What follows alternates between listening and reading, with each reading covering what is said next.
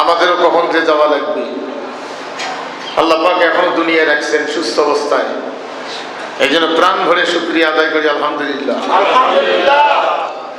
সেই সাথে আমাদের প্রাণ ভরা দরুদ ও সালাম রহমাতাল লিল আলামিন নবী মুহাম্মদুর রাসূলুল্লাহ সাল্লাল্লাহু আলাইহি ওয়াসাল্লামের উপর। সম্মানিত ভাইয়েরা, আমরা গতদিন আলোচনায় ছিলাম যে মেরাজে আল্লাহ পাক রাষ্ট্রের স্বরাষ্ট্র নীতি দিলেন আল্লাহ 14টা। তার মধ্যে 1 নম্বর হলো আল্লাহর আইন মানা। জীবনের সকল জায়গায়, সব জায়গায়, সকল ক্ষেত্রে আল্লাহর আইন মানা। আল্লাহর আইন ছাড়া আর কারো আইন দিয়ে চলা যাবে না, চলতেও পারবে না। নিজেও চলা যাবে না, সমাজ রাষ্ট্রেও চলতে দেওয়া যাবে না। 2 নম্বর ছিল, দেখেন কোরআনের আইনগুলি কোনো ধর্মের, কোনো বর্ণের, কোনো মানুষের জন্য এটা জুলুম নয়, বরং প্রত্যেকটা মানুষের জন্য এটা হলো নিরাপত্তার, আনন্দের, আরাম আয়েশের, প্রত্যেকটা মানুষের জন্য এটা কল্যাণকর আইন। কোনো ধর্মের মানুষের জন্য ক্ষতি হবে এরকম আইন কোরআনে আসে না। তার মধ্যে কোনটা আদর্শ আল্লাহর কাছে গ্রহণযোগ্য সেটা তো আল্লাহ বলে দিয়েছেন। যার কোরআনের উপরে বিশ্বাস আছে তারা এটা বিশ্বাস করে যে আল্লাহ সর্বভৌম ক্ষমতার মালিক। আর যাদের এটার উপরে বিশ্বাস নাই তারা তাদের ধর্ম মতো, তাদের আদর্শ মতো তাদের বিশ্বাস। কিন্তু কোনো ধর্মকে গালি দেওয়া চলবে না। কারণটা হলো আল্লাহ বলছেন যে তোমরা বুঝিয়ে গালি দিবে, আর ওরা না বুঝিয়ে তোমার আল্লাহকে গালি দিবে। সম্মানিত ভাই, তাহলে মা বাবা খেদমত করা, বার্ধক্যজনিত কারণে মা বাবা সন্তানের কাছে দুর্বল হয়ে পৌঁছিলে তাদের দায়িত্ব পালন কে করবে? এটা দায়িত্ব কার উপরে ফরজ? এটা দায়িত্ব পালন না করলে কোনো কর্ম কবুল হবে না। 3 নম্বর হলো মানুষের যেটা হক, সম্পদের হক, আল্লাহ ভাগ বাটোয়ারা করে দিয়েছেন। এরকম বলেন নাই যে শুধু মুসলমানদের জন্য এই আইনটা, সমস্ত মানুষের জন্য এই আইন। পৃথিবীতে এমন ধর্ম আছে যে স্বামী মারা গেলে স্ত্রী তার সম্পদে ভাগ পাবে না। সম্পত্তির মালিক মহিলারা নয়, সম্পদের মালিক মহিলা নয়। এটা অন্য ধর্মের মধ্যে আছে। আর আল্লাহ রাব্বুল আলামিন ভাগ করে দিয়েছেন সূরা নিসা, নামটা হলো মহিলা, কিন্তু ভাগ বাটোয়ারা আছে ওখানে, সম্পদের অংশীদারিত্ব। আল্লাহ সেই কথা এখানে বলছেন, ওয়াতিজাল কুরবা হাক্কাহু ওয়াল মিসকিনা ওয়া ইবনাস সাবিল ওয়ালা তুবাযির তাবযীরা। আল্লাহ পাক বলছেন আত্মীয় স্বজনকে দিবে তার প্রাপ্য, আত্মীয় স্বজন যেন তার প্রাপ্য বুঝিয়ে পায়। আজকে নারীর অধিকার বলে না, ইসলাম নারীর সম্পদের অংশ দিয়েছে। স্বামীর সম্পদে 2 অংশ পাবে, বাপের সম্পদে পাবে, মায়ের সম্পদে পাবে, তারপরে মোহরানা পাবে। সম্পদের অংশ এটা দিতে গিয়া কোনো প্রকার দুর্বলতা করা যাবে না। কোনো বোন সম্পত্তি পায়, সম্মানিত হয়ে গেল। এই টার্মিনালেই বলতে গেলে অনেকে মন খারাপ করবেন, বুঝিয়ে ফেলবেন। 3 বোনকে 2 বোন বানাইছে, ছিল 3 বোন। আর সম্পদের ভাগ করার সময় ওয়ারিশান সার্টিফিকেট বাইর করে আনছে 2 বোন, 1 বোন নাই। মুসলমান এটা আরেক জায়গায় আমি যখন ভুলের ঘাটে ছিলাম তার পশ্চিম পাশে 4 বোন 3 বোন বানাইছে, 1 বোন নাই।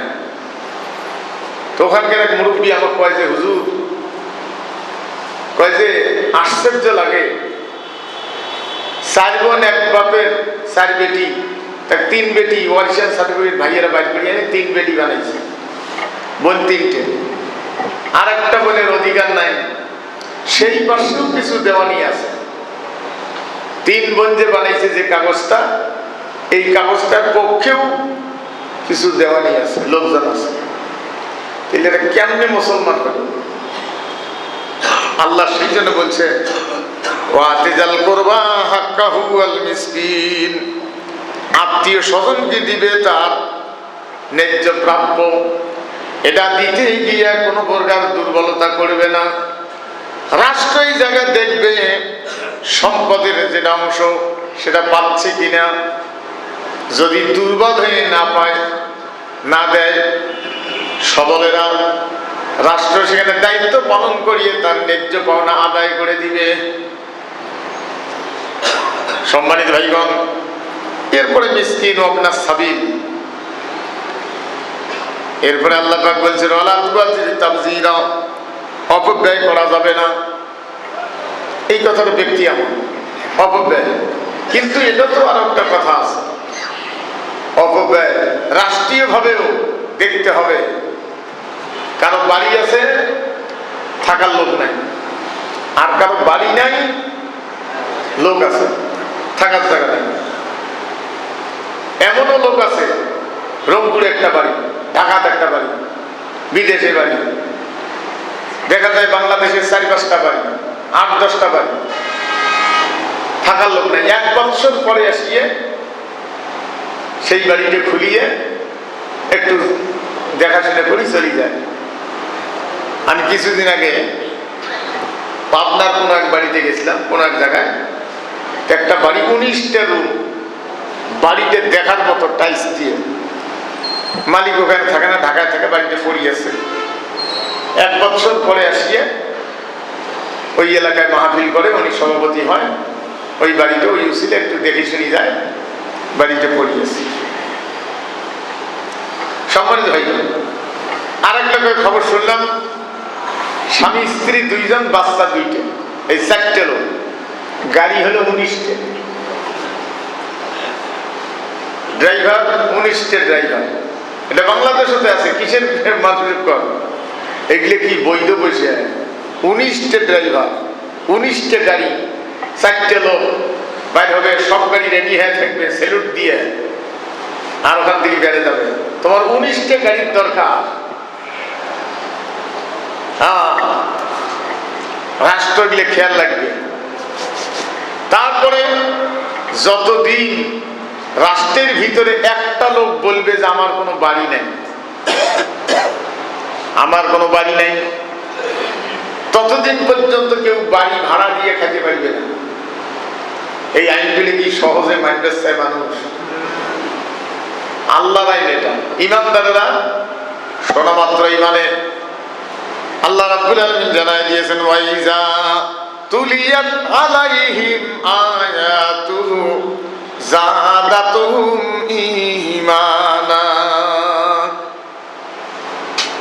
যখন তাদের সামনে আল্লাহর আইন তেলাওয়াত করে শোনানো হয়, আল্লাহর বিধান, আল্লাহর আদেশ, আল্লাহর নিয়ম শোনা মাত্র গ্রহণ করে ঈমান আরো বাড়িয়ে যায়। সম্মানিত ভাইগণ, শ্রমিকের যেটা অধিকার, একটা মানুষ জীবনের ঝুঁকি নিয়ে কাজ করে, আর একটা লোক টাকা দিয়ে ঘরে বসে থাকে আরামে নিরাপদে। 2টার শ্রম এক জিনিস নয়, 2টার স্থান এক জায়গা নয়। শ্রমিক যে কাজ করে, বয়লার বাস্ট হইতে পারে, মরে যেতে পারে, আগুন ধরতে পারে। দাহ্য পদার্থ আপনারা জানেন, 1 টাইম প্লেটগুলো যেখানে বানায়, সেখানে যদি সামান্যতম একটু যদি খালি কম বেশি হয়, আগুন ধরে এই কয়েক সেকেন্ড মানে এখান থেকে দরজা বাইরে হওয়ার কোনো বুদ্ধি থাকবে না, সম্পূর্ণ ভারাম করে একবার আগুন ধরবে ওই বিল্ডিংটা, শ্রমিক বাইরে হওয়ার কোনো বুদ্ধি থাকবে না। এটা এত কেমিক্যাল পদার্থ, দাহ্য পদার্থ দ্বারা আগুনের হিট দিয়ে এটা চলে, সেকেন্ডে একটা করে বাইরে হয়ে যায়। তা না হলে আপনি 2 টাকা 3 টাকা পান, তাহলে যাই কিনছে বেচাইছে তার শ্রমিক হয়তো 1 টাকায় বেচাইছে, কায়ে 4 আনা লাভ করছে, কায়ে 5 পয়সা 10 পয়সা লাভ করিয়ে 2 টাকা 3 টাকা পাচ্ছে। একজন শ্রমিক যার টাকা আছে, কারখানা চলার পরে একজন শ্রমিক পাবে 80 পয়সা লভ্যাংশে, মেইন ক্যাশ মূল ক্যাশ বাদ দিয়ে লভ্যাংশের 80 পয়সা হলো শ্রমিকের, কারণ তার জীবনের ঝুঁকি আছে। আর 20 পয়সা হলো মালিকের, তার জীবনের ঝুঁকি নেই, টাকা আছে। এখন এই আইন সহজে কেউ মানবে চায়, যতই হাজি হোক কি হয় হোক, হ্যাঁ এটা কেন হবে? শ্রমিকের অধিকার, কারণ লোকটা জীবনের ঝুঁকি নিয়ে কাজ করতেছে, আর তুমি টাকা দিয়ে বসে আছো, তোমার বিষয় আর ওই লোকের বিষয় এক সমান নয়। এই জন্য 2 নম্বর ইসলামের শত্রু হলো ধনাঢ্য ব্যক্তিরা। ইসলামের 3টে শত্রু। 1 নম্বর রাষ্ট্রশক্তি, তাদের তৈরি করে চলবে না, চলবে আল্লাহর আইন। 2 নম্বর হলো ধর্মের ব্যবসায়ীরা, বিনা কাছে ব্যবসা করে খায়, বুঝছেন না? আমার তো বেশি সাহস পায় না, আগে খুব গেছিলাম, এখন তো ওই মাজার টাজার ওগুলো সাহস পায় না। কি অবস্থা, বসে আছে একজন লোক, কি আলিশান চেয়ার টেবিল নিয়ে, আর ওখানে মানুষ আসতেছে আখেরাতে পার হওয়ার উদ্দেশ্যে, টাকা দিচ্ছে, লাখ লাখ টাকা মাস কামায়। ওই টাকা দিয়ে তার বাড়ি ভিতরে প্রবেশ করে দেখেন নাই, এক একজন পিসেবের বাড়ি টাইলস দিয়ে খালি ঝকঝক করতেছে। পায়খানার বসি ভাত খাওয়া যায়, বাথরুমে বসি ভাত খাওয়া যায়, যে কি পরিষ্কার, কোনো গন্ধ টন্ধ কিছু নেই, কারণ ওরা তো সবচেয়ে গরিব। এই লোকগুলো বিনা ক্যাশের ব্যবসা, বংশগত, তার বাড়িতে একদিন যেতে হবে, ওর শরীর খিচড়া শরীর এগুলো বানায়া মানুষ ওখানে গিয়ে চাউল ডাউল গরু বস্তু টাকা পয়সা অনেক কিছু দিচ্ছে, আখেরাতে পার হবে। আর ওরা বৎসরান্ত যেটা কামাই করে কোটি কোটি টাকা, বুঝছেন না? এই টাকা দিয়ে ওরা আলিশানে চলে। ওরা কোরআন কেলে, কোরআন বলবে জন্য মুড়িদ করবে, কারণ মুড়িদেরা যদি কোরআন বোঝে তারা খুঁজি দেখবে যে কোরআনের কোনো জায়গা পীর মুড়িদি নাই, খুঁজিয়েও পাবে না। এই কথা শুনলে ওরা তো জন্মের খেপা খেপবে আমার বিরুদ্ধে, পারলে বাড়ি গেলে, বুঝছেন না? সেই জন্য ইসলামের 2 নম্বর শত্রু হলো মৌলবী, কারণ কোরআন অন্য অন্য ধর্মের কিতাবগুলি ধর্মীয় গুরু ছাড়া পড়বে না, অন্য লোক হাত দিলে চোখ কানা হবে, এটা তাদের আদেশ নাই। ধর্মীয় কিতাব করতে গেলে গুরুর অনুমতি লাগবে, গুরু ছাড়া পড়া যাবে না। তাও 2 শ্রেণীর লোক। 1 শ্রেণীর লোক বংশীয় ভাবে স্বর্গীয়, বংশীয় ভাবে তারা স্বর্গীয়, তাদের কোনো পাপ নাই, তারা যদি অকামও করে সেটাও কোনো পাপ না, কারণ বংশীয় ভাবে তারা স্বর্গীয়। ইসলাম এমন নাই। আর একটা হলো ওদের সাগরিত হয়া 2 নম্বর হুজুরেরা, এরা কিন্তু 1 নম্বরে পৌঁছিতে পারবে না।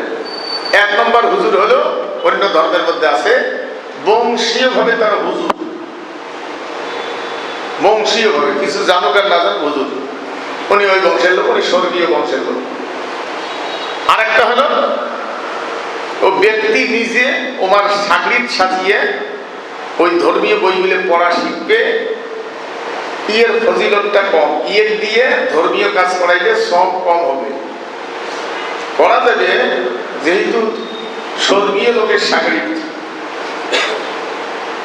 বিষয়গুলি এই জন্য বললাম যে ইসলামের মধ্যেও এগুলো শুরু করে দিয়েছে যে আপনাকে কোরআন পড়া যাবে না, কারণ কোরআন পড়লেই তো আপনি বুঝি ফেলবেন। আহারে দুনিয়া, এই জন্য আল্লাহ রাব্বুল আলামিন জানাই দিয়েছেন, কোরআনুল কারীম বলে দিয়েছে শ্রমিকের হলো 80 পয়সা, মালিকের 20 পয়সা। তিনটের কিন্তু খুব মিল আছে।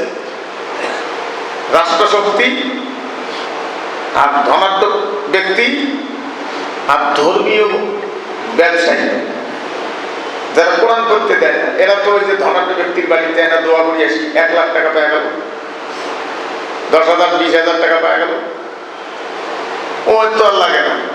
আর যাই ধনাঢ্য ব্যক্তি, তাই তো মানুষের দেখাইবে যে আমিও ধর্মের কাজ করি, যে হুজুরদেরকে ভালোবাসি, নিয়ে আসি, দোয়া বলে যাও। আর রাষ্ট্রশক্তি তারা তো জানে যে আমরা চাপ দিয়ে আমাদের আইনকে প্রতিষ্ঠিত রাখবো। 3 দলে কিন্তু এক। এই ধর্মের ব্যবসায়ী মৌলবীদের জীবনে রাজপথে নামবে, ঐক্য হবে অন্যায়ের বিরুদ্ধে, এটা জীবনে কোনোদিন আশা করেন না। আশা করা যাবে না, ওরা হবে না।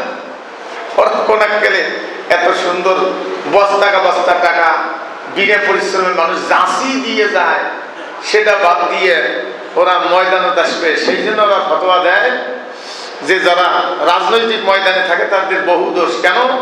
তাদের দাড়ি নাই, তারা ফুল প্যান্ট পরে, তারা শার্ট পরে, এগুলো ওদের ইসলামে তুললে নাই, ওগুলো ওদের ইসলামী দলে নয়। কিন্তু মানুষের কাছে বিপদগ্রস্ত হয়ে মানুষ চতুর্পাশে তাকায় দেখতেছে যে যারা রাজপথে এই ধর্মের ব্যবসায়ী মৌলবীরা যাদের বিরুদ্ধে বদনাম দেয়, এই মৌলবীরাই ভুল, আর যাদের বিরুদ্ধে বদনাম দেয় তারাই সঠিক।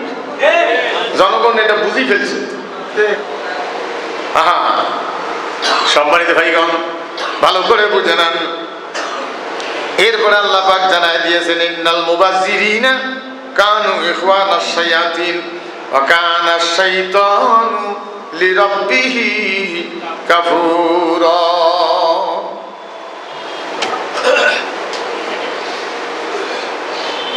দেশের ভিতরে যতক্ষণ একজন লোক বলবে যে আমার বাড়ি নেই, ততক্ষণ পর্যন্ত বাড়ি ভাড়া দিতে পারবে না। যেগুলো বাড়ি বেশি আছে সরকার সেগুলো ক্রয় করে ওদেরকে দিয়ে দিবে।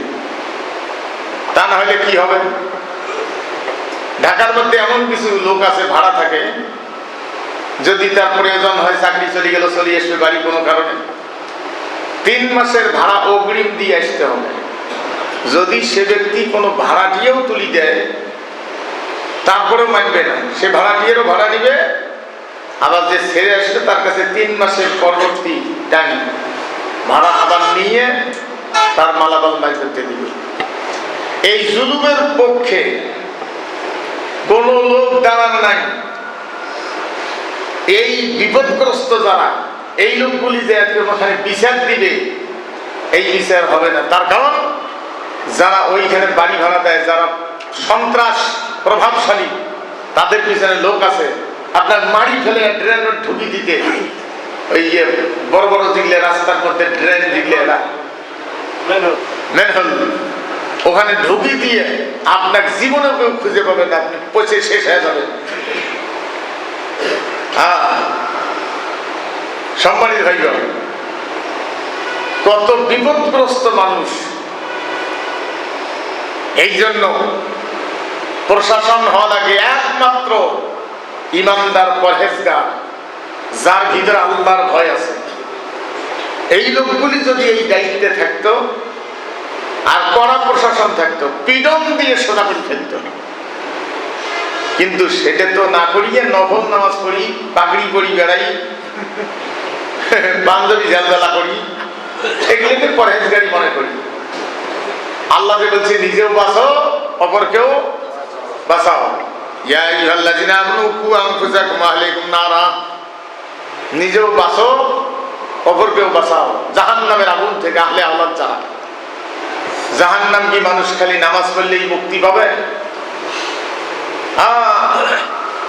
সম্মানিত ভাইরা, খালি রুগী হয়ে যান, একটা রুগী নিয়ে যান, আপনার শরীর চলে না, সংসারে টাকা নেই, একটা রক্তের পরীক্ষা করতে গিয়ে আপনাকে 2000 টাকা 10,000 টাকা আছে। ক্যান্সারের রোগের পরীক্ষা, একটা রক্তের পরীক্ষা করতে গিয়ে 10,000 টাকা আছে। একটা রোগী কেল্লা ঝাড়া হয়ে যান, কত পরীক্ষা। এতই যদি পরীক্ষা করা লাগে, তা আগের ডাক্তার গুলো কি হয়েছে? কেল্লা ঝাড়া করি ফেলে। একটা করে ডাক্তার এক্সরে করার জন্য পাঠিয়ে দিবে, অমুকখানে করতে হবে, ওটি বিল হলো 800 টাকা, এক্সরের বিল। 400 ডাক্তারের, 400 প্যাথোলজির। সুবহানাল্লাহ বলবেন না? এগুলো যখন ধরা পড়বে, একদম এমপি, মন্ত্রী, বিচারক, পুলিশ, আর্মি, বিডিআর, যত প্রকার প্রশাসনিক বাহিনী আছে, সবগুলো যখন গলা পাড়ে ধরিয়ে বুকত চড়ে আজান দিতে পারলে, তখন আমি সোজা হবে যে না, নিজের যেটুকুন ওইটুকুন নেই, আর ওই রুগীর 400 টাকা আবার প্যাথোলজির থেকে নেওয়া, একটা জামা খুলিয়ে রোডের মাঝখানে দাঁড় করে যদি কষা পিটন দিবে পারলে ডাক্তারও, তাহলে সবগুলো ডাক্তার সোজা হয়ে গেলে। তাই বলে সবাই এগুলো খায় তা বলবো না, ভালো সংখ্যাটা খুব কম। এমনও ডাক্তার আছে, আমার চোখের দেখা, রুগী যায় সবকিছু করার পরে 1,500 না 2,000 টাকার বিল, কয়েলে 200 টাকা আছে, আর টাকা নেই। ডাক্তার হাসতে হাসতে বাড়ি করে দিল, নামাজি কয়ে যেগুলো তোমার কথা তো যাও, নাই যখন তোমার টাকা যাও। এমনও ভালো লোক আছে। সেই জন্য পৃথিবীতে কিছু মানুষ আছে ইচ্ছে করি আল্লাহর আইন মানে, আল্লাহর আইনের কাছে নিজকে আত্মসমর্পণ করায় ইচ্ছে করি, আখিরাতের ভয়ে। এরা হলো প্রথম শ্রেণীর মুসলমান।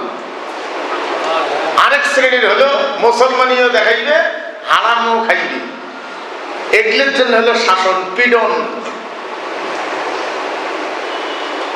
এই একটা রোগী তার চিকিৎসা করতে গিয়ে তেল্লা ধারা হওয়া লাগে,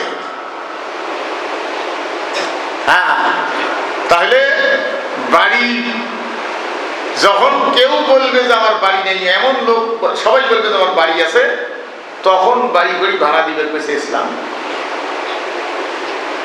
ইসলাম কি সহজে কেউ মানে? এগুলো চুল ছিঁড়ে ব্যাখ্যা যদি কোনো পিসের তার ওই ওরস শরীফত তার বাড়ির যদি বক্তব্যের সময় ওগুলো দেয়, তুই এর মুড়ির অর্ধেক কমে যাবে। বেশিরভাগ করে যে মুখ খারাপ করে গেলে যেগুলো নোংরা ভাষা মানুষের রাস্তা পথে কয় না, ওগুলো ওডি পিসে বুক করবে। বুঝছেন না? কয়ে চলে এসে যে এগুলি শুনতে জেনে তোর কাছে আসছি। সেই জন্য ইসলামের চুল ছিঁড়ে ব্যাখ্যা দিতে হবে, জনগণের কাছে জানাইতে হবে।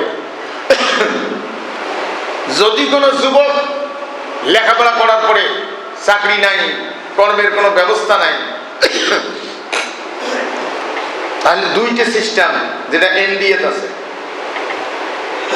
একটা হলো সার্টিফিকেট জমা দিয়ে জীবনের সরকারি চাকরি আর খুঁজবে না, তাকে করি খাওয়ার মতো, ব্যবসা করার মতো একটা টাকা দিয়ে দিবে, এটা তুমি এখন বসে বসে ব্যবসা করে খাও।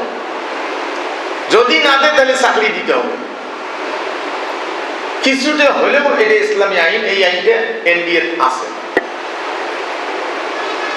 আমি জানলাম কি করি, আমার বাড়ি বর্ডারত, এনডিএ লোকের সাথে নানা ধরনের অনেক সময় কথাবার্তা হয়, নাগেশ্বরী বাড়ি, এরকম কথাবার্তা হয়। আমার একটা দুলে ভাই আপন বোন ছিল আসামে, অনেকদিন পরে আছে, ভাগ্নেটার সাথে দেখা, জীবনে কোনোদিন দেখা নেই। ওই সময় তোরা তাতে এই কথাগুলি বললো, শুনলাম। সম্মানিত ভাইগণ, আর আমাদের দেশে বেকার হলে তার আর কোনো সুযোগ নাই। একজন বেকার যুবক যতক্ষণ বলবে যে আমার কর্ম নাই, সেই সময় যে সরকার দায়িত্বে থাকবে ওই যুবকের কর্ম না দিয়ে যুবক যদি কষ্ট পেয়ে না খেয়ে যদি কষ্ট পায়, এই কারণে সেই প্রতিষ্ঠিত সরকার যতই তাহাজ্জুদ গুজারি হোক, কিয়ামতের দিন তার জাহান্নাম ছাড়া উপায় নেই। আন্দাজি সরকার হওয়ার জন্য দৌড়, মন্ত্রী বানাও, অতিথি বানাও, একজন করে পোস্টার লাগাইছে, জনগণের সেবা করার সুযোগ দেন, চোরের হাড্ডি, তাই পোস্টার লিখছে। এগুলো মুসলমান, এগুলো সেই জন্য একজন এমপিকে, একজন মন্ত্রীকে, একজন প্রেসিডেন্টকে হিসাব দিতে হবে। তুমি প্রেসিডেন্ট থাকাকালীন লেখাপড়া করার পরে 10 লক্ষ 20 লক্ষ যুবক, 30 লক্ষ যুবক চাকরি না পেয়ে তারা ধুকে ধুকে পড়ছে। মাস্টার্স ডিগ্রি পাস করে, মাস্টার্স কমপ্লিট করার পরে রিক্সা চালায়, পেটের গায়ে রিক্সা চালায়। আর তুমি প্রেসিডেন্টের গণভবন আরামে খায়া পুলিশ পাহারা দিয়ে ঘুমাও। এর নাম ইসলাম। ইসলাম আমরা বুঝি নাই। আমরা খালি নামাজ পড়ি, পাগড়ি পড়লে সব বেশি, সেই জন্য পাগড়ি পড়ি, নামাজ পড়ি। তাই বলে পাগড়ি পড়বেন না তা বলি। অবস্থা কেমন হয়েছে জানেন? এক লোক হাল বইতে গিয়ে পাগড়ি পড়ি নামাজ পড়ে, সেদিন পাগড়িতে ছাড়ি গেছে। দোলাবাড়ির নামাজের টাইম হয়েছে, মাল্লি ধরি উজু করি নামাজ পড়ে ধরছে। আরে পাগড়ি সব তো কম হবে, সেই জন্য সবের আশায় লঙ্গি খুলি পাগড়ি বান্ধি নামাজ পড়ছে। হয়নি যুগটা? আরে মুসলমান রে, এখন এগুলোর কথা বুঝিয়ে এক একজন ডিগ্রি পাস মুসলমানকে তার ব্রেনে ঢুকি দিয়ে তখন সেনে দাওয়াত দেওয়া হয়। ওর বয়স হলো তখন 50 বছর, 40 বছর, 30 বছর, তখন সেনে মনে করে হ্যাঁ হয় তো। তা তুই তো 40 বছর গত করে ফেলাছিস, এতদিন বুঝতে পারছি নাই, এখন নিয়ে করে ফেলে হয় তো। আরে দুনিয়া, এর নাম দুনিয়া। সেই জন্য দুনিয়া সোজা করার দায়িত্ব, পরিষ্কার করার দায়িত্ব দিয়েছেন আল্লাহ প্রথম নবী রাসূলদের। নবী রাসূল বিদায়ের পরে এই দুনিয়া পরিষ্কার রাখার দায়িত্ব আমাদের। আমরা নবীদের ওয়ারিস বলে যারা দাবি করি, এই দুনিয়া পরিষ্কার রাখার দায়িত্ব আমাদের। সম্মানিত ভাইগণ, আহারে তাহলে আল্লাহ বলছেন ইন্নাল মুবাজ্জিরিনা কানু ইখওয়ানাশ শায়াতিন ওয়া কানাশ শাইতানু লিরাব্বিহি কাফুরা। আল্লাহ পাক জানায় দিয়েছেন যারা অপব্যয় করে তারা হলো শয়তানের ভাই। ভাই কিন্তু কয়েক প্রকার। একটা হলো একজন মহিলার একটা বিবাহ হয়েছে, ওই একটা ছেলে, পরে আরেকটা বিবাহ হয়েছে, স্বামী মারা যাক বা তালাক দেবে, আরেকটা ঘরে যা বিয়ে হয়েছে আরেকটা ছেলে। এই দুইটা ছেলে কি ভাই? এটাও ভাই। কিন্তু এইখানে যে ভাইয়ের কথা বলছে এটা হলো একে মায়ের একে বাপের দুইটা ছেলে। এই রকম ভাই হলো অপব্যয়কারীরা শয়তানের ভাই। সেজন্য একে মায়ের একে বাপের অপব্যয় যারা করে, তোমার লাগবে না অত বলে তুমি শিখলে করলে কেন? একদিন শুনছিলাম একটা লোকের 700 ফুলবেন, 700 না 750 ফুলবেন, একটা করে যদি একদিন পরে তাহলে একটার সিরিয়াল ঘুরিয়ে এসছে। আইরে দুনিয়া, ভূমিমন্ত্রীর বাড়ি বলে টাকা চোর করে বিদেশে বাড়ি বানাইছে, বাংলাদেশেরটা হিসাব বাদ দিয়ে বিদেশে তো হলো 620 টাকা। একদিন করে যদি একটা বাড়ি থাকে তাহলে আরেকটা বাড়ি সিরিয়াল ঘুরিয়ে এসছে 2 বছরের কাছাকাছি। কি করছে রে বাবা? এই জন্য ইসলাম সেই আইনগুলি দিয়েছে, চোর ধরা পড়লে কে হয় হবে, তার হাত কেটে দাও। যে হাত অন্যের সম্পদ নাড়ে সে হাত কেটে দাও। এই আইন যদি বাংলাদেশে থাকতো, সৌদি আরবে আমার এক বন্ধু চাকরি করছিল, আসি কি নাই বাসি নেই জানি না, প্রায় 15 বছর আগে তার সাথে হঠাৎ দেখা, তার বাড়িতে মাহফিলে নিয়ে গেছে। তো বলছে, হুজুর মাগরিবের নামাজ পড়িয়ে 1200 কিলো দূরে ডিউটি আমাকে যেতে হবে। তা আমি ঘড়িতে খুলিয়ে উজুখানা থসি, তখন ঘড়ি কিন্তু মূল্য আছে। এই টার্মিনালে ঘড়ি হাত থেকে ছিঁড়ি নিয়ে যায়। আমার এই টার্মিনালে আসাতেই আমি দেখছি প্যাসেঞ্জার লাগলে হাত থেকে ঘড়ি ছিঁড়ি নিয়ে যায়, মূল্য আছে ঘড়ি। ট্রেনের মধ্যে কেউ যদি হাত এইভাবে জানলা দিয়ে থুইছে, ওর ঘড়িটা হাত থেকে ছিঁড়ি নিয়ে সোর ঝাঁপে পালায়। ঘড়ির এত মূল্য আছে, বুঝছেন না? তো বললো যে আমি ঘড়িটা নেওয়ার খেয়াল ছিল না, উজুখানাতে রাখিয়ে চলে গেছি, আর ওই রাস্তায় আমার ডিউটি পড়ে না।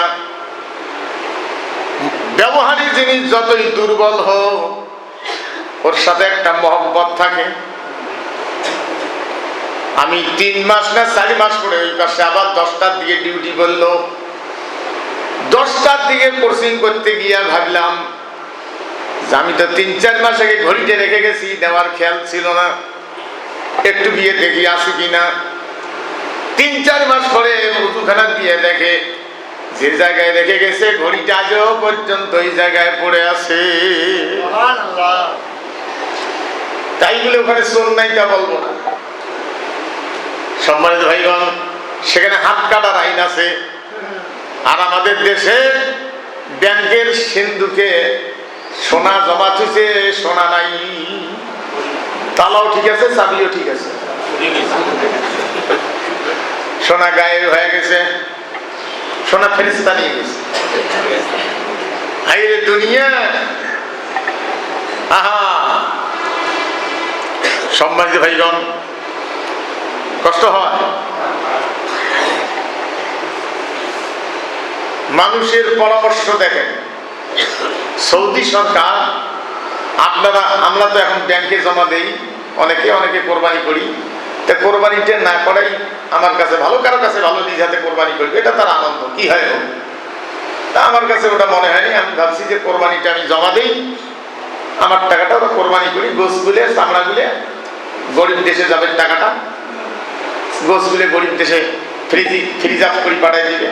গেঞ্জির মতো একটা জাম্পার পরা থাকে পাতলা, দিয়ে ওটা ফ্রিজ, ওটা তো ওই যে ইয়েত করিয়েছে আপনার এই পানি জাহাজের মধ্যে বড় বড় কন্টেইনার গুলো, ওগুলো করিয়েছে। এখন এইখানে সৌদি সরকারকে পরামর্শ দিছিল একটা লোক পরামর্শ দিছিল ভারতবর্ষে। তখন পাকিস্তান হয়েছে কি হয় নাই এরকম, পাকিস্তান হওয়ার পরে হইতে পারে।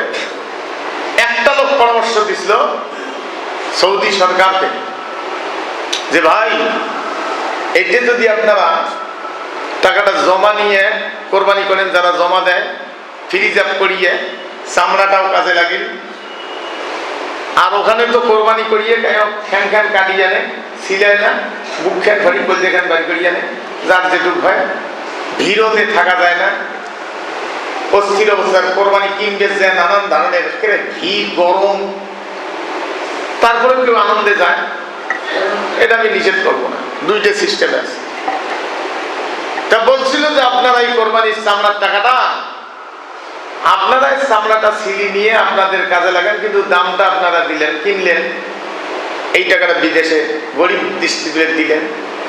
সৌদি সরকার পছন্দ করছে যে গোশগুলো ফ্রিজ আপ করে ওই দেশে দিলেন, দুম্বের গোশ তারা খাবে, একদিকে আনন্দ পাবে, এটা দুম্বের গোশ, একটু করে দুম্বের গোশ বাংলাদেশের যারা জীবনে খায় নাই, এটা খাওয়া মানে জীবনের একটা আনন্দ।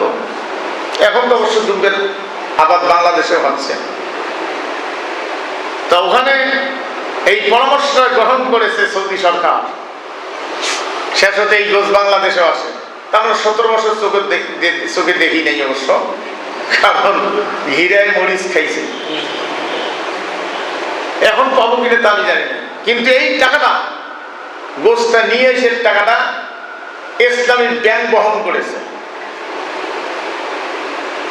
এই টাকাটা অন্য কোনো ব্যাংক বহন করেনি। এখন করে কিনে তা আমি জানি না, করবে কিনে তাও জানি না, কিন্তু এটা বাংলাদেশ ইসলামিক ব্যাংক বহন করেছে কিছুতে, সৌদি সরকার ফ্রিজা করছিল। এখন এই পরামর্শটা এত মৌলবি থাকতে কেউ সৌদি প্রেসিডেন্ট বাদশাকে দিল না। কে দিয়েছে বলেন তো, কে দিয়েছে?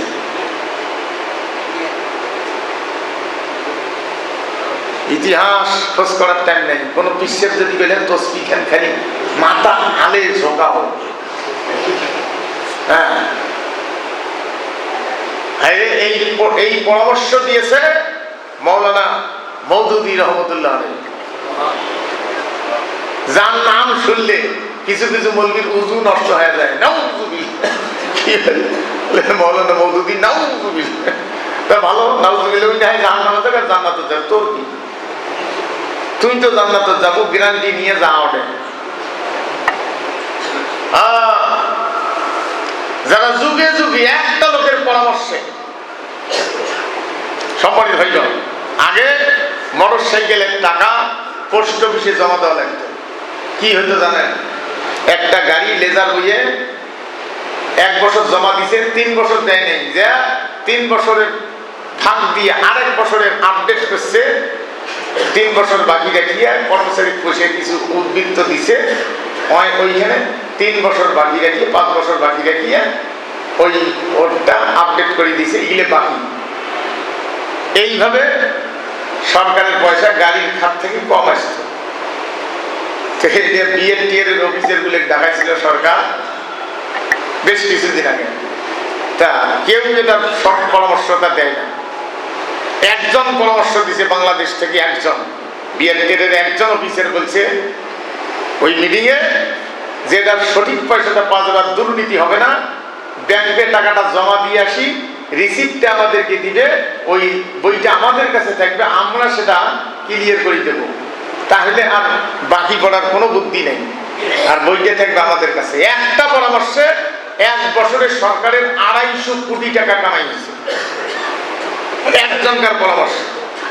আমি নাম বলবো না, সে লোকটা মাঝে মাঝে নামাজ পড়ে, মাঝে মাঝে আপনারা চেনেন, এটা নামাজ পড়ে মাঝে মাঝে জুমার নামাজে এসে। তাহলে আপনাকে এই চিন্তাগুলো করার মানসিকতা যাদের নাই, যারা এগুলো চিন্তাও করে না, তারা পাগড়ি টুপি পড়িয়াও, নামাজ পড়িয়াও পুলিশের সামন দিয়ে ঘরে, পুলিশ তাকে ধরে নাই, 17 বছর ধরে নাই, কারণ ওই চিন্তা নেই। উনি জানে যে নামাজ পড়া, তুই বাদত দাও, পাঞ্জাবি পড়া, জেকের করা, এগুলি হলো করলেই জান্নাত। কিয়ামতের ময়দানে 5টি প্রশ্নের জবাব দেওয়া লাগবে। 1 নম্বর হলো হায়াতের জীবন কোন পথে গত করেছে আজকে সেই হিসাব দাও, কোন আদর্শের পক্ষে গত করেছে আজকে সেই হিসাব দাও। হিসাব দিতে গিয়া কত মানুষ আফসোস করবে, রুবামা ইয়াওয়াদুল্লাযিনা কাফারু লাউ কানু মুসলিমিন। কখনো কখনো আল্লাহ বিরোধীরা আফসোস করবে, আহারে আমরা যদি আল্লাহর পথের পথিক হইতাম, মুসলমান হইতাম, ইসলামের উপরে ইসলামের আদর্শের পক্ষে যারা সমর্থন করে তাদের নাম কি? মুসলমান। ইসলামের আদর্শের সেজদা যে জায়গায় দেওয়া হয় সেই ঘরটার নাম কি? মসজিদ। ইসলামের আদর্শের কাছে যারা আত্মসমর্পণ করে তার নাম মুসলমান। আমরা তো ইসলামের আদর্শের কাছে অনেকে আত্মসমর্পণ করি নাই, ইসলামের আদর্শ শুনলে আরো ভ্যাটাই, হ্যাঁ এলে মলবিরে পাইছে কই, পাইছে কই, তুই তো জানিস না। সম্মানিত ভাই, অপব্যয় কারে কম আরেকটু ক্লিয়ার করে দিয়ে যাই। 4টে রাস্তা একসাথে হয়েছে, নাম নাকি? চৌরাস্তা, চৌবতী, চৌরাহা, চৌরাঙ্গি, নীলগমিত্র চৌরাঙ্গি, এরকম একটা আছে। ওই মাঝত একটা এই গম্বুজ আছে, কিভাবে বানাইছে ওটা, ওটা চৌরাঙ্গি। এক রাস্তা দিয়ে জরিনের মিছিল আসতেছে, জরিনের কেতাবের, আর একটা সলিবদ্দির, একটা বৈশরণের, একটা কোরআনের। কোনটা ওহী? হ্যাঁ, তাহলে ওহীর বিরুদ্ধে মানব রচিত আইনের জলিনা সলিমুদ্দির পক্ষে মুসলমান হাজি নামাজি আছে না নাই? হ্যাঁ, ওই আখিরাতের দিন ওই মিছিলগুলো যারা ছিল ওরা আফসোস করবে আর বলবে রুবামা ইয়াওয়াদুল্লাযিনা কাফারু লাউ কানু মুসলিমিন। 14 নম্বর পড়ার প্রথম আয়াত। কোরআন পড়িয়ে পড়িয়ে বোঝা লাগবে। আন্দাজি কেউ মরি গেলে মৌলবি ডাকায়া কোরআন পড়ার জন্য, তার রুহের মাগফিরাতের জন্য কোরআন নাজিল হয় নাই। সলিমুদ্দিন আদর্শের পক্ষে মিছিল করি মরি গেল, টুকটাক নামাজ পড়ছে, টুপি দাড়ি রাখছে। সলিমুদ্দিন আদর্শের বৈশিরের আদর্শের পক্ষে জীবন কাটায় মরি গেল। আর যে লোকটা কোরআনের বিরুদ্ধে, ওই পাশে মিছিল করা মানে কি? ওটা কোরআনের বিপরীত না, বিরোধী না? এখন ওই পাশে মিছিল করি মরি গেল, আর উইয়ের পক্ষে মরার পরে মাটি দেওয়ার আগে মৌলবীর ঘরে ডাকায়া এই কোরআন ফির উইয়ের জন্য পড়ায়। দেখছেন কত বড় দুর্ঘটনা? ওই বাসি যেতে কোরআনের বিরুদ্ধে এত বড় লাঠি নিয়ে তাকে ফির কায়দা করিয়ে ব্যানারের ভিতরে ঢুকিয়ে দিচ্ছে, যেন ফট করে ব্যানারটা ছিঁড়ি ফেলে দিয়ে ওটি দিয়ে কোরআনের পক্ষে লোক হাঁটুয়ে ছিঁড়ে টান দেওয়া যায়। এই বড় একটা নাড়ি উনি ওটি ফেস্টুন বানিয়ে উনি ওটা যে মিছিল করি কেটে আসবে নিচে। তার মানে ওইটা কি? ওইটা যেন মারামারির হাতিয়ার। ওটা ফেস্টুন ঘ্যাট ফট করে ছিঁড়ি ফেলে দিয়ে ওখান দিয়ে হাঁটুয়ের ডান, ওর বিপরীতে যে কোরআনের পক্ষের লোকগুলো।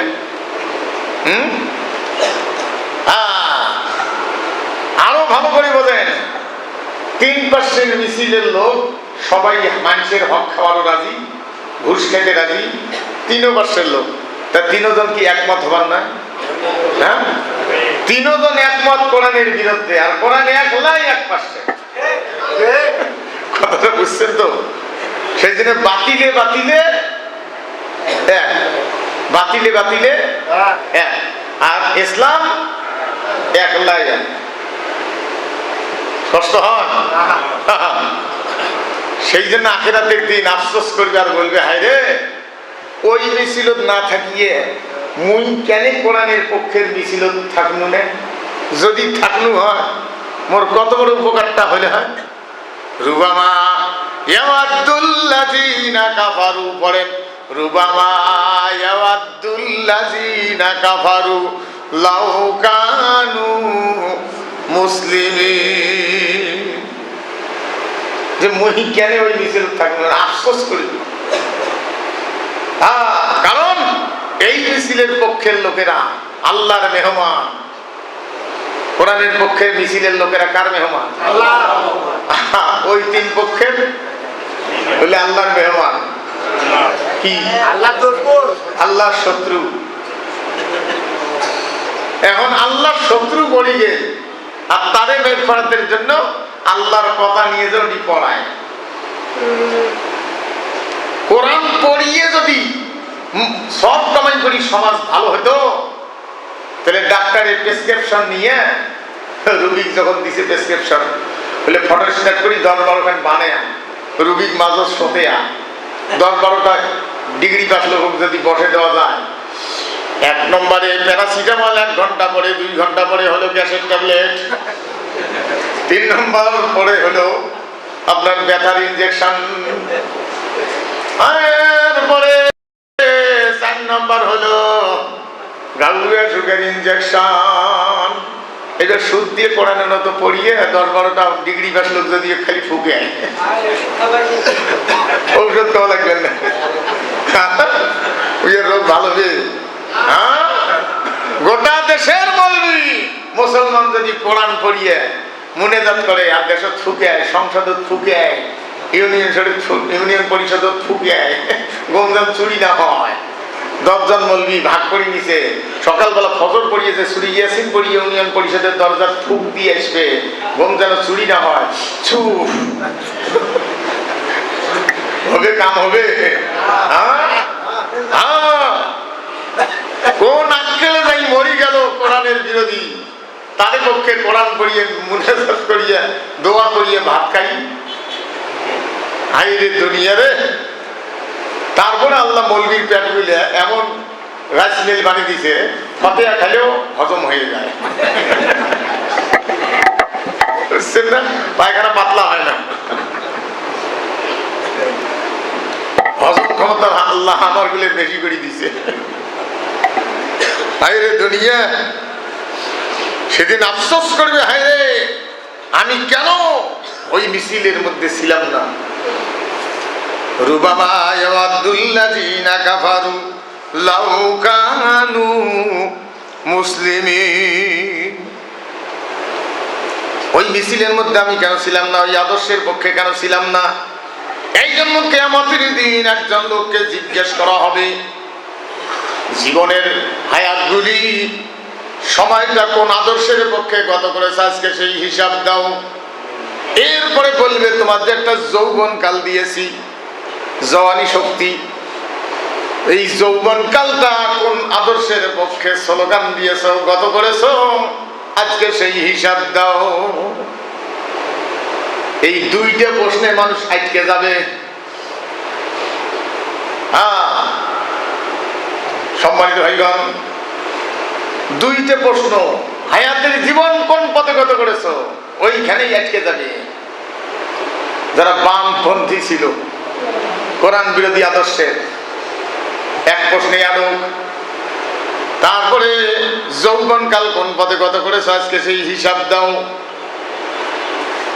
এর মধ্যে কেউ ব্যক্তিগত চরিত্রের ত্রুটির পদস্খলন হতে পারে, ব্যক্তি চরিত্রের কিছু ত্রুটি হতে পারে। তাই বলে ভুল বুঝিয়েন না যে আমি মাফ করে দেওয়ার ঘটনা দিয়ে গেলাম, কারণ মাফ করার লোক তো আরেকজন, কে? আল্লাহ। একজন মানুষ চরিত্রের পদস্খলন ঘটিয়ে হয়তোবা যৌন চাহিদা কোন সময় দুর্ঘটনা হয়ে গেছে, মানুষ তো ইগলে মাপ হতেও পারে। ইগলের ব্যাপারে যদি কারো সঠিক রাস্তায়, ইমানের রাস্তায় থাকে, আল্লাহর আদর্শের পক্ষে, এই গুণাগুলি আল্লাহ মাফ করে দিতে পারেন। ভুল বুঝিয়েন না, তাই বলে ইচ্ছে করে কাম করবেন তা বলিনি। মানুষ তো আমরা হতে পারে, আর মানুষের দ্বারা এগুলো কাম হইবে তো সেই যে নাই। কিন্তু যারা মানবরচিত আইনের পক্ষে মিছিল করছে, মানুষের তৈরি করা আইনের পক্ষে পার্টি করছে, ওর মুক্তির কোনো সম্ভাবনা নাই, আল্লাহর বিরোধী দল। সম্মানিত ভাইগণ, এই জন্য আল্লাহ পাক বলছেন, ওদেরকে আবার সম্পদ যখন আল্লাহ দেয়, ওদের খাওয়া পড়া সুখ দেয়, ইমানদারদের কষ্ট হয়। ওদের পাঁচতলা বাড়ি, আমার কিছুই নাই। আল্লাহ বলছেন, জারহুম ইয়াকুলু ওয়া ইয়াতামাত্তাউ ওয়া ইউলহিহিমুল আমালু ফাসাউফা ইয়ালামুন। ওদেরকে ছাড়ো, মানে ছাড় দাও, ছাড় দাও, ওরা খাইতে থাক। ওরা কি খাইতে থাক। আল্লাহ পাক বলছেন, ভোগ করতে থাকুক, খাইতে থাকুক, ভোগ করতে থাকুক, মন খারাপ করিও না। আল্লাহ পাক বলছেন, আশা ওদেরকে মহাচ্ছন্ন রাখুক। আশা, বিদেশের বাড়ি, চান্দত বাড়ি করবে, জায়গা কিনবে রেডি। আশা ওদেরকে মহাচ্ছন্ন রাখুক। অবৈধ পথে আর বৈধ পথে কোনো বাদ বিচার নাই, ওর খালি টাকারই দরকার। আল্লাহ বলছেন, আশা ওদেরকে মহাচ্ছন্ন রাখুক, অচিরেই সে এটা জানতে পারবে, অচিরেই ওরা জানতে পারবে, অচিরে তারা জানতে পারবে। ফাসাউফা ইয়ালামুন। আল্লাহ পাক জানান, ওয়ামা আহলাকনা মিন ক্বরিয়াতিন ইল্লা ওয়ালাহা কিতাবুম মালুম। আমি যে কোনো জনপদকে ধ্বংস করেছি, তার জন্য ছিল একটা নির্দিষ্ট সময়, নির্দিষ্ট কাল। কারণ 5 তারিখের আগেও 1 ঘন্টা 2 ঘন্টা আগেও বুঝতে পারে নাই 15 মিনিট আগেও বুঝতে পারে নাই, তখনও বক্তব্য দিছে এগুলো মারি ফেলো। উনি জানেই না যে 15 মিনিট পরে গদি শাড়ি পালালেন। না, আল্লাহ জান বলছে যে এটা নির্দিষ্ট একটা টাইম আছে। কষ্ট হয়? হ্যাঁ। সম্মানিত ভাইগণ, আল্লাহ পাক জানাই দিয়েছেন মা তাসবিকু মিন উম্মাতিন আজালাহা ওয়া মা ইস্তাজিলুন ওয়া মা ইস্তাগফিরুন ওয়া মা ইস্তাগফিরুন। কোন জাতি তার নির্দিষ্ট সময়কে ত্বরান্বিত করতে পারবে না, আবার তাড়াহুড়ো করতে পারবে না, তাড়াহুড়ো করতে পারবে না, বিলম্ব করতে পারবে না। নির্দিষ্ট একটা টাইম তাদের জন্য আছে। এই জন্য হায়াতের সময় কোন পথে কত করেছে আজকে সেই হিসাব দাও, যৌবনকাল কোন পথে কত করেছে আজকে সেই হিসাব দাও।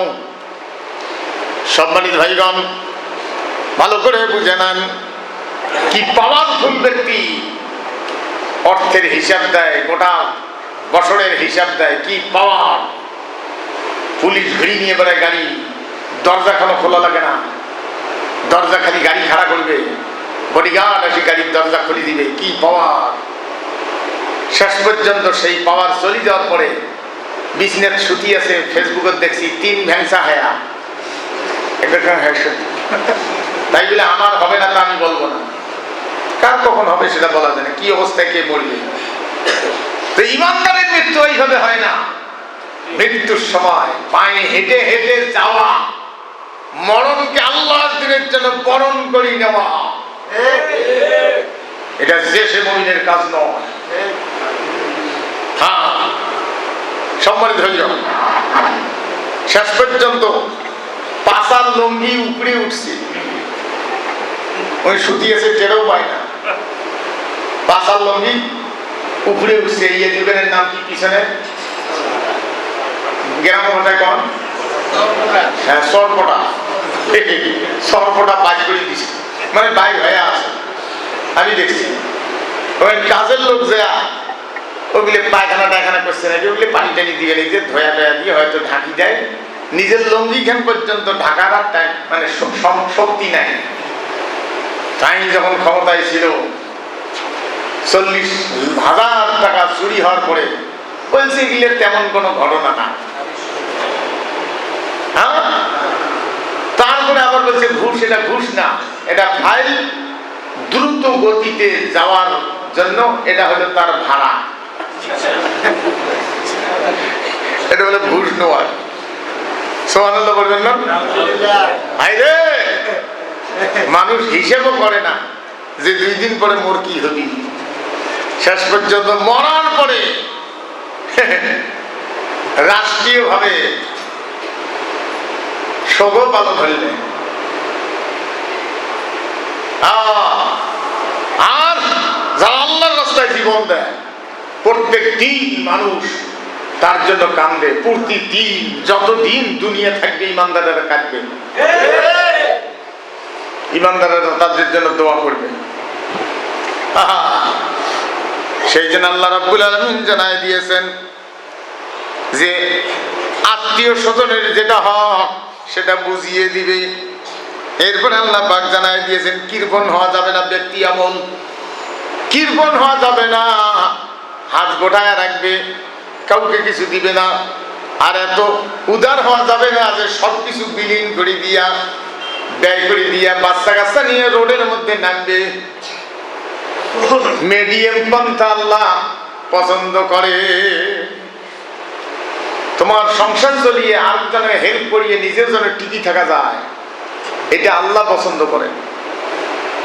এরপরে আল্লাহ রাব্বুল আলামিন জানায় দিয়েছেন, আল্লাহ পাক জানায় দিয়েছেন ওয়ালা তাকতুলু আওলাদাকুম খাশিয়াতা ইমলাক নাহনু নারযুকুহুম ওয়া ইয়্যাকুম ইন্না কাতলাহুম কানা খিতআন কাবীরা।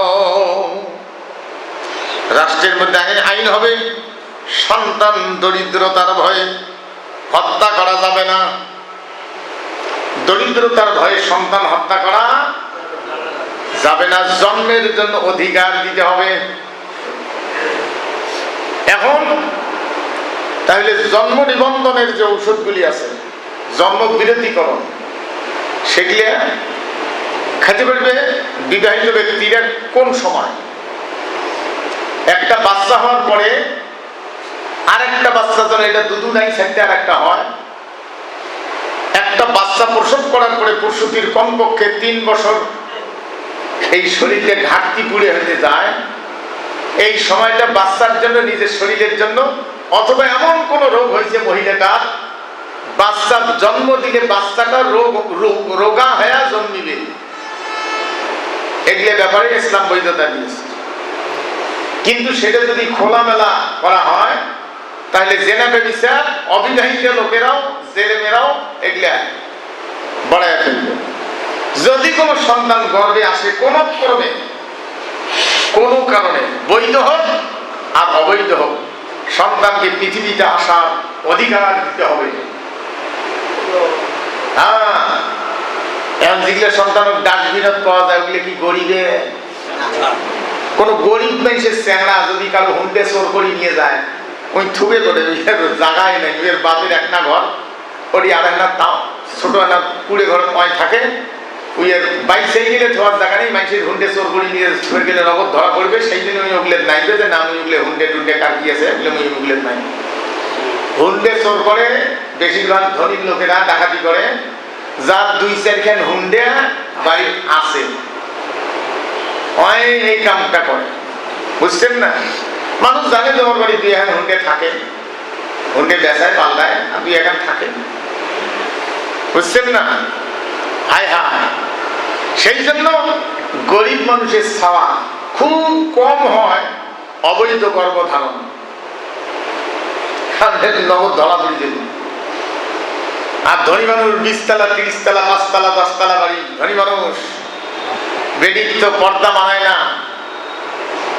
বেডি স্কুল থেকে আসতে, কলেজ থেকে আসতে বা না আসতে, বন্ধু বান্ধবের সাথে সারাদিন মোবাইল, তারপরে 4-5টা চ্যাংড়া আসছে, বাপ মেয়ের জন্য একটা রুম আলাদা, ছেলেদেরকে নিয়ে গল্প করে, মেয়ে আসিয়ে নিচেও বাদবাক করতেছে, বাবা ওরা আমার ওই যে কলেজের ফ্রেন্ড, কয় মা তুই গল্প করো।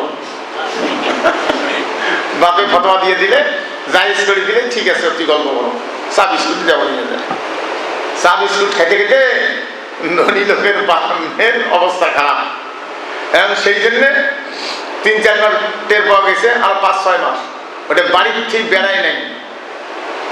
এখন ওই অবস্থায় যদি অবসান করায়, বাচ্চার মাও মরে যেতে পারে। সেই জন্য বাড়ির থুইয়া বাচ্চা হওয়ার পরে মানুষ যেন টের না পায়, সেই জন্য পলিথিনের ব্যাগত করে ডাস্টবিনত থুইয়ে এসে। এটা বেশিরভাগ ধনী মানুষেরা করে। আমি কি কথাটা ঠিক বলতে পারছি? সম্মানিত ভাইজন, এই জন্য আল্লাহ পাক জানাই দিয়েছেন যে সন্তান গর্ভে আসার পরে তার জন্মের অধিকার থাকবে। কোন মেয়ে যেন অবৈধভাবে এটা নষ্ট করতে না পারে। জন্মের পরে যেন রেজেকের ভয়ে গলা টিপি মারি না ফেলায়। আল্লাহ পাক জানাই দিয়েছেন, আল্লাহ পাক জানাই দিয়েছেন, ওয়ালা তাকতুলু আওলাদাকুম খাশিয়াতা ইমলাক নাহনু নারযুকুহুম ওয়া ইয়্যাকুম ইন্না কাতলাহুম কানা খিতআন কাবীরা। সন্তান জন্মের অধিকার থাকতে হবে। সম্মানিত ভাইগণ, ভালো করে বুঝে নেন, কত দুর্ঘটনা হয় সন্তানকে নষ্ট করার জন্য। পাওয়ারফুল ঔষধ খাওয়ার পরেও পড়ে না, জন্মিছে ঠিকই, কিন্তু পাওয়ারফুল ঔষধ খেয়ে হাড় ফুটে হয়ে গেছে, তবু পড়ে নাই, মরে নাই। ওই 10 মাস বা 9 মাস পরে প্রসব হয়েছে, কিন্তু হাড়টা ফুটে হয়ে গেছে পাওয়ারফুল ঔষধ খাওয়ার কারণে। এলে বেশিরভাগ ধনী মানুষের হয়, কারণ তারা নষ্ট করার জন্য ঔষধ খায়। গরিব মানুষের উপরে লাগেই না। আল্লাহ গরিবের উপরে বেশি এহসান, বেশি দয়াবান। আমার গ্রামবাসী একটা ভাবি, আমরা তখন ছোট, তখন তো পায়খানা টায়খানা কম। এই সন্ধ্যের করে পশু গরিব পায়খানা গেছে, বাচ্চা হওয়ার টাইম হয়েছে তো, ও মা অনেক পায়খানা করতে ভূত করি বাচ্চা বেড়ে কোয়া লাগেছে, রাত্রি কলার পাতা চালের টালের ধরি দৌড়। আমরা শুনি কি আমরা তখন ছোটবেলা ভাবি বাচ্চা আছে, ওটাই হলো পশু গরিব। কিছুই লাগিয়ে পায়খানা পেতে ভূত করি বেড়াইতে হবে। যদিও কথাটা দুর্বল, আমি বোঝার জন্য বলতেছি। আর ধনী মানুষ পরীক্ষা নিরীক্ষা কত কিছু, তারপরে না কাটলে বেড়াবে না বেশিরভাগ। এটা গরিবের ভিড়ে আল্লাহর কত দয়া। গরিবের বাচ্চা ধুলে মাখিয়ে মাটির বিস্কুট করছে, তাকে তুলি খাই, তারপরে ধুলে মাখিয়ে খালি চোখ দুনে দেখা যায়, কিছুই হয় না। কি ঘোষণা স্বাস্থ্য, প্রচুর কথা খায়। আর ধনী মানুষের ছাওয়া মানে এগুলোর বেশিরভাগ অবৈধ। অবৈধ বসে কামাই করিয়া নিয়ে আলিশান বাড়ি, ফ্রিজ, কত কিছু, ছাওয়ার খেলনা, বাড়িতে ছোঁয়া চড়ি বেড়ে 24,000 টাকার গাড়ি কিনে দিছে, বেতনে পায় 20,000 টাকা, আর ছাওয়ার গাড়ি কিনে দিছে 24,000 টাকা। ওই ছোট ব্যাটারির গাড়ি গুলো সব খালি ফুরফুর ফুরফুর করে ধরে বেড়ে পিঠা নিয়ে, বুঝছেন না? এলে পাল্লু বোর্ডে। সেই জন্য ছাওয়ারও এমন পায়খানা দিছে আল্লাহ, প্রত্যেক দিন 1 সপ্তাহ পর পর পায়খানা ধরে দৌড়ে লেগে ছাওয়ার ফুরফুর ফুরফুর করে হাঁটে। তুই কামাই করে খাচ্ছিস একজনের, সেই জন্য তোরটাই অবস্থা। দুনিয়াতে কিছুটা শুরু।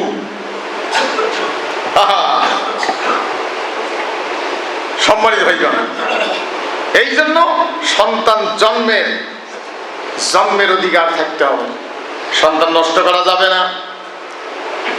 এরপরে আল্লাহ রাব্বুল আলামিন জানায় দিয়েছেন, ওয়ালা তাকরাবুজ জিনা ইন্নাহু কানা ফাহিশাতান ওয়া সাআ সাবিলা। জিনার নিকটবর্তী হওয়া যাবে না, এটা নিকৃষ্ট কাজ, অশ্লীল কাজ, নিকৃষ্ট আচরণ। এটা জিনার পরিবেশ রাখা যাবে না। বিড়াল যদি চ্যাং মাছ কুড়ি দিয়ে, ষাটি মাছ কুড়ি দিয়ে বিড়াল পাহারা থিয়ে পাওয়া হয়, পাহারা দে, আমি ওই গরু বান্ধি আসিয়ে ভর্তা করবে, সঙ্গে বেলা কাঁটা ঠোঁটা মিলে বাসি দেব, তুই নষ্ট করিস না, আমি এলা ভর্তা করি খাবো, তো ওই পাহারা থাক। বিড়াল পাহারা দিয়ে গরু বান্ধের গেলে 80 মাছ আছে।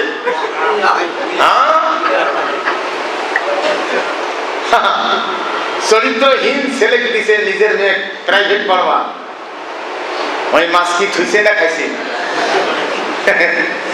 সেই জন্য বড় বড় ধনী মানুষেরা কোরআনের বিরোধী, কোরআন বিরোধী পার্টি করে। তাই সেই প্রাইভেট পড়বার সময় হামারগুলোর কানে কানে কয়, মানুষের কয়, শিবিরের কোন চ্যাংড়া কি আছে আমার মেয়েটা প্রাইভেট পড়াইবে? কি বদের বদ এগুলো!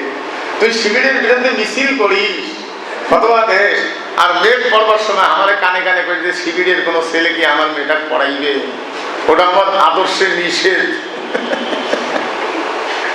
কারণ কোন বড় মেয়ে যদি কোনো শিবিরের সাব প্রাইভেট পড়ায়, কর্মী টর্মী হবার পায় না জানা সত্ত্বে, আসলে সদস্য হয়তো এর পদে বাতিল, বুঝছেন না? আরে দুনিয়া ওই জানে যেগুলো মেয়ে পড়বার দিলে নিরাপদ, সেই জন্য ওগুলো খোঁজে। আর ওর দলের ছেলে, সোনার ছেলে, তাকে পড়বার চাই দেয় না, কারণ ওই জানে যে এমন পড়াইবে একটা মেয়ের আমার 12টা বাজে ছাড়িবে, বুঝছেন না? হ্যাঁ, কষ্ট হয়। হায়রে দুনিয়া, হক কথা বলে বেজার, হক কথা বলে হ্যাঁ বেজার। জেনার পরিবেশ রাখা যাবে না। এখন কোন মহিলা কর্মের প্রয়োজন, কোন যুবতীর কর্মের প্রয়োজন আছে না এরকম? এখন যুবতীর কর্ম দিবেন, মহিলার কর্ম দিবেন, সেখানে পুরুষ পরিচালক থাকতে পারে। আমি ওই পদ্মা ব্রিজ হওয়ার পরে আমরা কয়েকজন মলবি ওই দিক দিয়ে সিলেট টিলেট দিয়ে বন্যার সময় পদ্মা ব্রিজ দেখতে গেলাম, তো একটা হোটেল নাস্তা করলাম। তা বেশিয়ে বিল হাঁকাইতেছে, বিল যে কে নিচ্ছে টের পাওয়া যায় না, একটা পর্দা দিয়ে ঘিরে। তা আমরা একটু বাথরুম যাবো, কোনো কারণে ওইখানে গেছি, ওই রাস্তাতে আমি দেখি বিল কাই নিলে, ওমা বিশাল একটা হোটেল, এই মসজিদের মতো 4টে মসজিদ একসাথে হলে যত বড় হোটেল, এত বড় খাদ্যের হোটেল চালাইতেছে।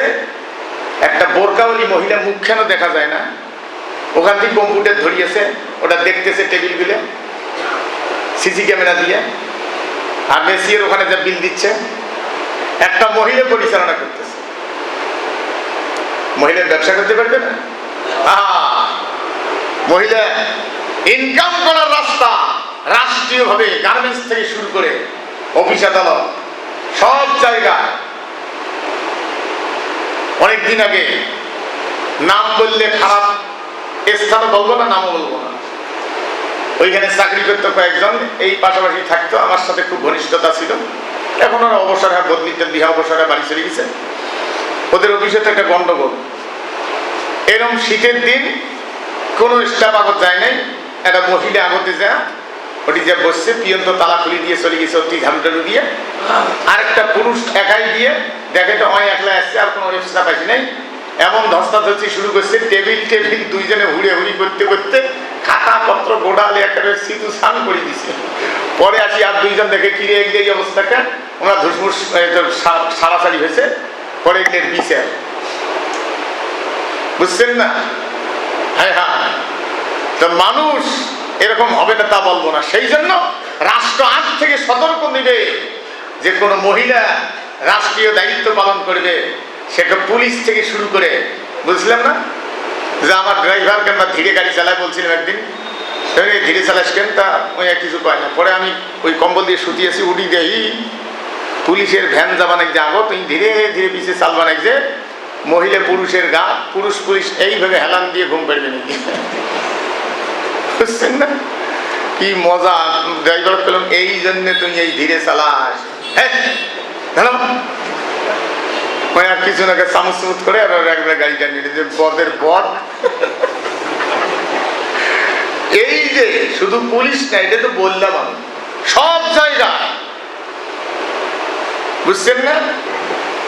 আমার একবার অনেকদিন আগে ডায়রিয়া হয়েছিল, তখন আমি এই মসজিদ হয়নি, কেবলই হাফেজ হয়েছি। ডায়রিয়া, হ্যাঁ, হাসপাতাল নিয়ে গেছে, স্যালাইন ফোড়াইছে, খাবার দিছে, আমার হাত পা খালি কুকড়ি লেগতেছে। আর রাত্রিবেলা 2-2:30 বাজে আমার পাশের রুম, ওদের ওই মহিলা আর পুরুষ যে কাণ্ডগুলো করতেছে, আমি চিন্তা করলাম যে এদের হাতি ঔষধ খেলে মোর ডায়রিয়া আরো বাড়িয়ে। রাত বাজে 2:30, পুরুষ আর মহিলা ওরাই দুইজনে ডিউটি, যা করতেছে, যা ঘটতেছে। একজন মহিলা নার্সিং দায়িত্ব পালন করবে, পুরুষ পালন করবে, তাদের সে ব্যবস্থা রাষ্ট্রীয়ভাবে করে দিতে হবে যেন তারা পাপ করার সুযোগ না পায়। এই জন্য অসৎ পথের রাস্তা বন্ধ করে দিতে হবে, সৎ পথের রাস্তা প্রশস্ত করতে হবে, ন্যায়ের রাস্তা প্রশস্ত করতে হবে।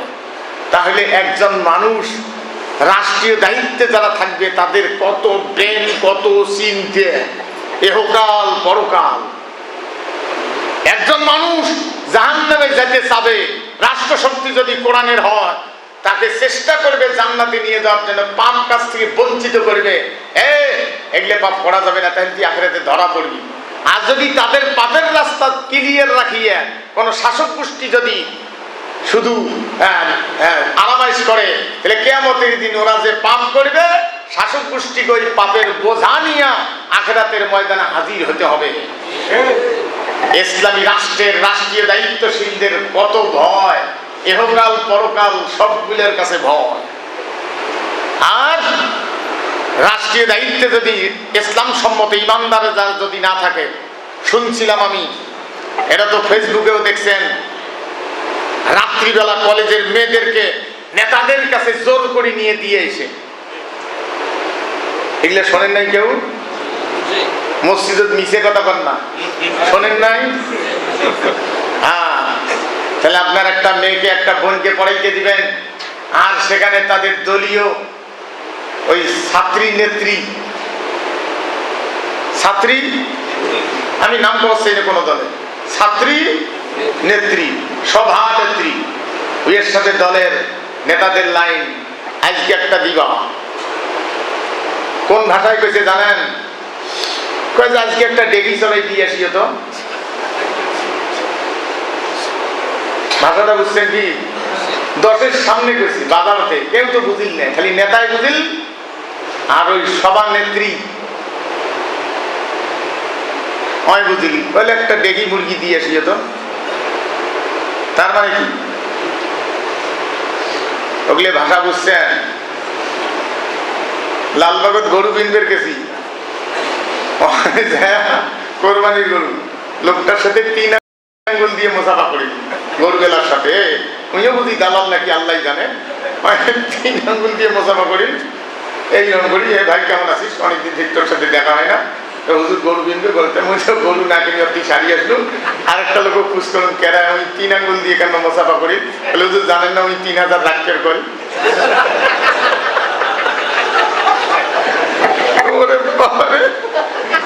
কি জানোয়ার রে, মোসাফার মধ্যেই ঘুষের চিন্তাটি শুরু হয়ে গেছে। হায় হায়, তাহলে আপনাকে কত গ্রাম পুষতে হবে। আপনাদের কাছে বলছিলাম যে খন্দকের যুদ্ধে একজন লোক আসি বলছে, আমি মুসলমান হয়েছি, আপনি আল্লাহ আর আমি ছাড়া কেউ জানে না, আমি এমন ফাটল সৃষ্টি করে দেব 2 দলের ভিতরে, আবু সুফিয়ান আর মক্কার মদিনার মুশরিকদের। আমি 2 পাশে 2 রকম কথা বলবো, আমার জন্য কি জায়েজ হবে? বলছে তো ইচ্ছে করলে করতে পারো। যে আমার ইমান কি ঠিক থাকবে? যে হ্যাঁ, ইচ্ছে করলে করতে পারো, ঠিক থাকবে, ইমান নষ্ট হবে না। এই যে উৎখাত করা, শরীর শাসক উৎখাত করতে গিয়া ইমানদার ছেলেরা অন্য দলের মধ্যে ঢুকি পড়িয়ে ওদেরকে উৎখাত করা কত সূক্ষ্ম ধরা পড়লে থাকতো। আল্লাহর রহমতে এখন সব জায়গায় পুলিশ, আর্মি, বিডিএ, ব্যাংকার, বিচারক, অ্যাডভোকেট, কোথায় চান সবগুলো জায়গা লুকায়িত আছে কোরআনের কর্মী এখনো। কাজেই যতই চেষ্টা করো কোরআনকে ঠেকাবার কোনো বুদ্ধি নাই। কোরআন আজ হোক আর কাল হোক সংসদের দিকে যাইতে আছে, পিছপা হবে না। আল্লাহ আমাদের তৌফিক দান করুন। ওয়া আখিরু দাওয়ানা আলহামদুলিল্লাহি রাব্বিল আলামিন।